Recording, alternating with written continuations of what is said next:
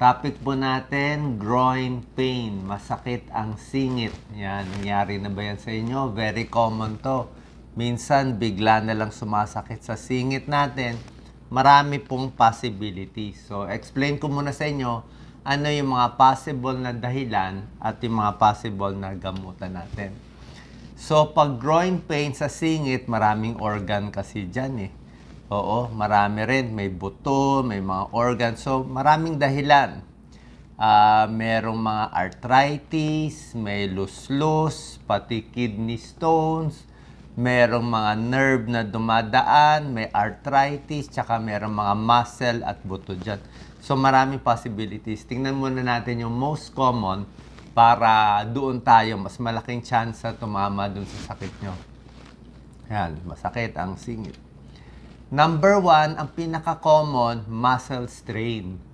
Baka sa galaw mo, baka yung na mali yung sipa o natabingi yung paa mo, na pull yung groin muscle. Pwede rin yan. Hip movement na overstretch, tapos medyo napunit yung muscle dito, kaya sumakit. Pag ganyan, simple lang yan. Ipapahinga mo lang. Merong grade 1 groin strain, konting sakit lang pero nakakalakad ka pa. Merong grade 2 na mas malala, medyo hindi ka na makalakad masyado, masakit na. At grade 3, masakit na masakit, hindi mo na mailakad.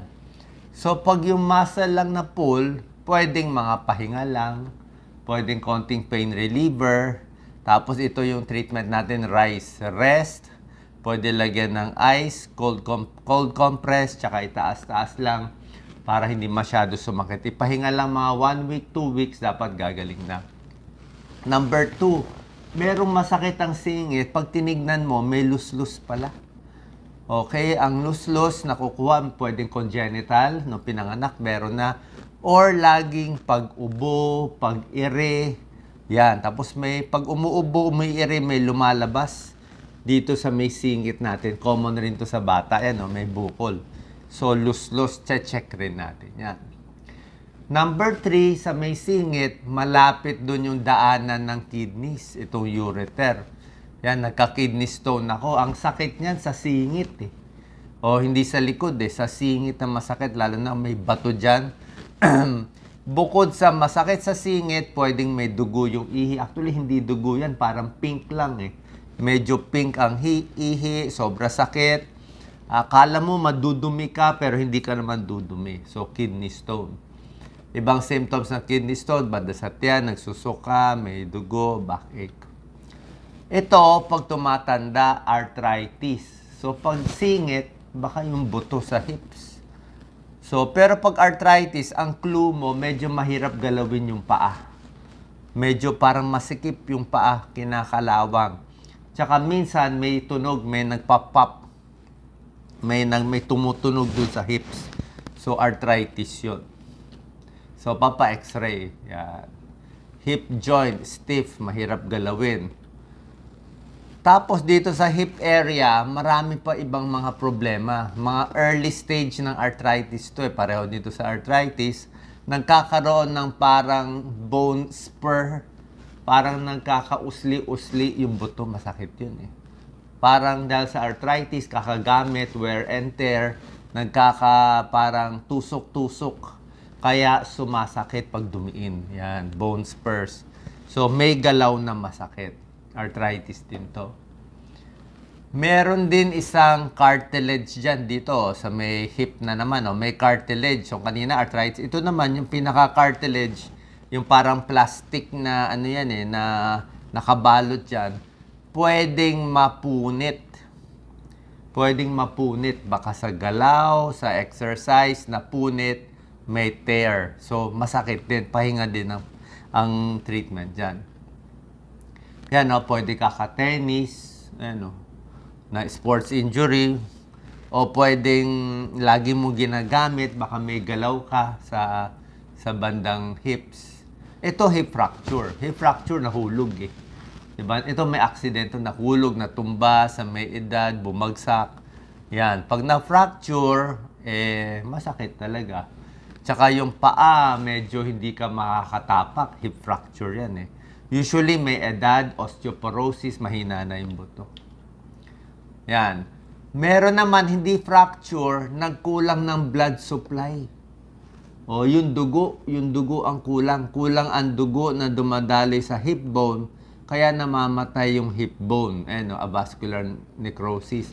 May problema sa artery, baka kasama to sa mga smoking, cholesterol, high blood, yung mga ganyan. Osteonecrosis o progressive, yan, nasisira. So kita nyo, nasisira yung buto, ayan. Nagkukulang ng blood supply, ayan, nakakain. Tingnan nyo, pangit. Pangit siya.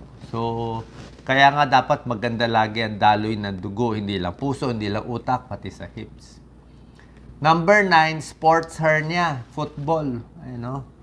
Usually, mga sports yan, sa singit. So, sa lakas ng sipa, minsan nagte-tear.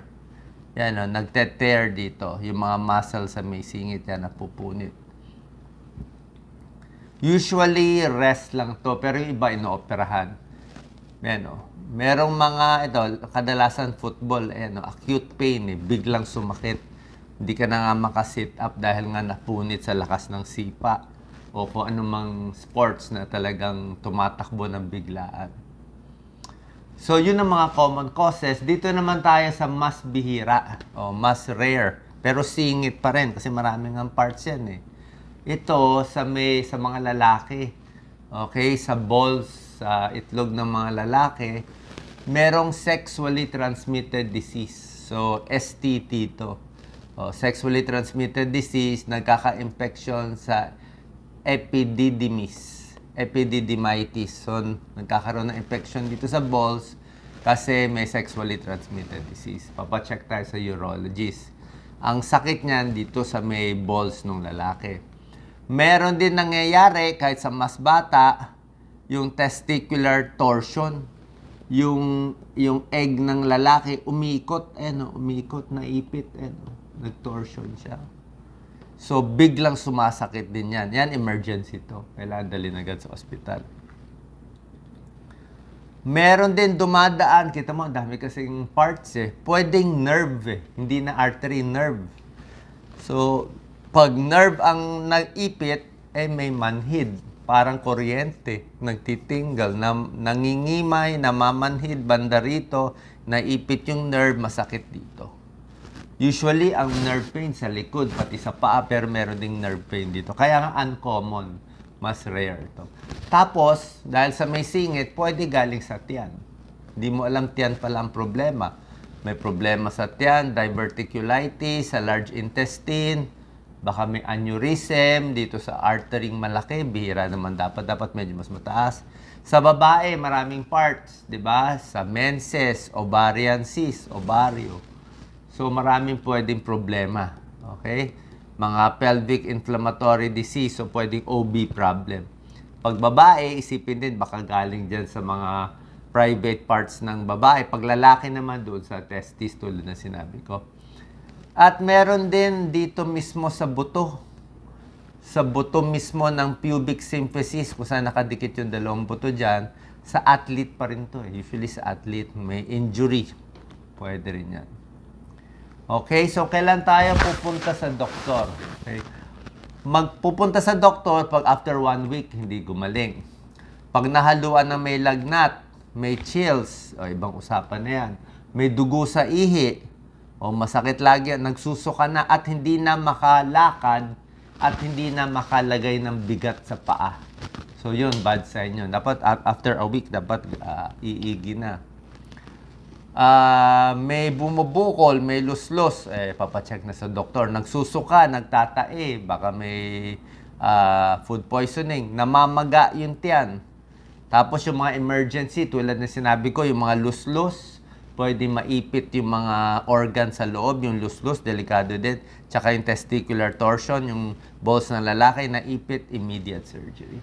Okay, sana po nakatulong to. Pero basically, ang pinaka-common pa rin naman, itong groin strain. Kaya ingat tayo, kailangan natin more stretching. Mag-stretch tayo lagi, tamang exercise lang para hindi tayo tamaan itong problema sa groin. Salamat po.